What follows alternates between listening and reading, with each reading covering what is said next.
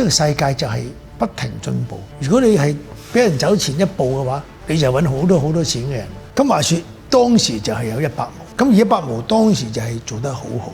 做嗰個人咧叫做林日曦，以前喺電台余爭請佢翻嚟度嘢嘅，好慘啊佢。佢開頭佢自己想入嚟咧就跟阿林夕就學填詞嘅，點知咧余爭咧就派咗佢咧就去阿林夕隔離嗰個做文摘嗰度咧就幫佢搞一台啲節目。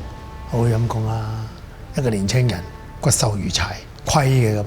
跟住個傻嘅，對呢個後生仔咧個印象好好，尤其是佢識得同我去食晏嘅時候咧，詐低又唔攞銀包，咁我就覺得，咦呢個人係一個叻嘅人嚟。咁佢有嬲過我去100毛度做嘅，不如幫我哋100毛做 talk show 啊，幫你100毛做 talk show， 我自己做 talk show 咁樣，好慘嘅，你有我做嘢好慘啊，卜一聲就冇撚咗噶啦！嗰條橋，我都唔覺得自己咁叫偷橋，佢叫搶，咁唔係叫偷，偷就偷摸摸咁叫偷，咁叫搶。於是乎我就開咗 Late Show啦。2018年就係嗰段時間啦，就我哋即係跟100毛揾食，跟佢嗰種方法。